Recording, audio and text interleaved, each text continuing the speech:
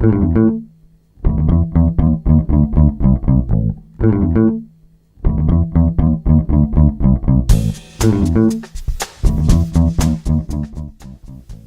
I'm Rob Shendo. Welcome to episode 57 of Rob's Feed Today. As always, I'd like to welcome new people to the podcast. Thanks for checking us out. I hope we measure up. And if you would, please go into iTunes or Blip TV or wherever. Subscribe to this podcast. If you have the opportunity, please rate and comment on it. You may notice this is the fourth episode this week, and that's about the schedule I'd like to be on right now. It's double what I did before. And I have to tell you, it's Thursday morning right now, and we had quite the weather yesterday. Amazing weather yesterday. I can't tell you, all week it was so damn hot, sweaty, humidity like nothing, like everything. And that really affects me poorly. I just wanted to sleep. Hibernate in the summer and just get comfortable. And I was totally unable to do it. Even if I went outside, it was worse than inside. Well, of course. And go in someplace, went to the grocery store, come out, torture. All that changed overnight.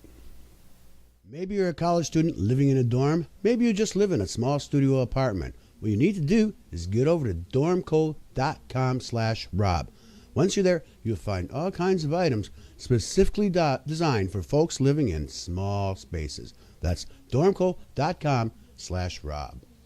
What was it that caused the weather to change? Weather. The worst thunderstorm, downpour, tornado warnings, and everything that I can recall in a long time happened to occur. Of course, I was out and about in it, but safely I was on the bus. And from that safe location on the bus, I was able to observe the first group of crazy people that I encountered that evening, or saw that evening. As the bus, I was going to downtown Chicago to see the film I talked about to you earlier, and we happened to go past the Apple store on Michigan Avenue. All that horrible weather, people running like everything to get some shelter from it, absolutely soaked. We go past the Apple store, and today the iPhone 4 comes out. It was first available. People sitting through it from the front down the block, and who knows how far, waiting for it. Now I'm a technology person, and I'll be one of the first to run to acquire the newest technology, but I'm not going to do that. That was just crazy, sitting there waiting to be the first to have the new iPhone. Then after the movie, I decided to do some light grocery shopping, so I took the L to a location and bought my groceries, and then I have to get back on the same L platform. The Times said that the next train wouldn't be for another 12 minutes, so I lingered on the street, and there's all kinds of people around. There was an SUV with two straight guys, I assume straight guys, sitting there across the street, and as it turns out, they were waiting for their guests or some friends who they were expecting to leave that same train, the same platform. And at a certain point, they opened up the window and they scream out, "Chris," in my direction, but of course it wasn't for me, it was for someone coming from behind. All right. This Chris and his friend, both with luggage, go across the street. Two guys get out of the SUV and show affection and glee and happiness that their friends have returned, and how they express that affection to each other.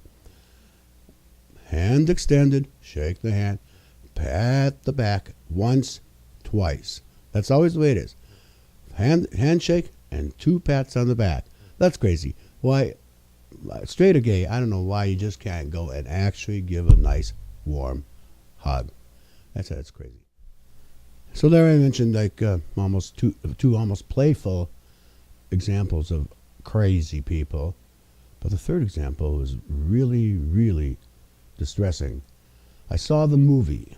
That's what I went downtown for. I saw the movie ate the Mormon proposition. And I tell you, those people are absolutely nuts. They, Proposition 8 changed the Constitution in the state of California to prohibit marriage that wasn't between a man and the woman. Prior to that, the California Supreme Court struck down the marriage laws in that state, so they discriminated that marriage should be open to all loving couples, regardless of gender. Proposition 8 changed that, and Proposition 8 was funded with millions upon millions upon millions of dollars from the Mormon Church. And they deceitfully tried to block that knowledge. They cooked their books so that it wouldn't be found. Well, it was found.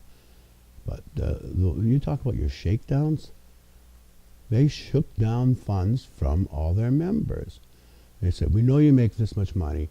You can afford to put this much into this campaign. Dangerous. And then they take away rights that people already had. I mean, they are nuts. We've got to remember the Mormon Church. They're the people, the Church of Jesus Christ Latter-day Saints. They were chased across the country because of their beliefs. Run out of town. And one of them was, those beliefs was polygamy. That's how they happened to settle in Utah, because Utah was a vast wilderness at the time, and they established a population there. But they're not a church. They're a political action committee.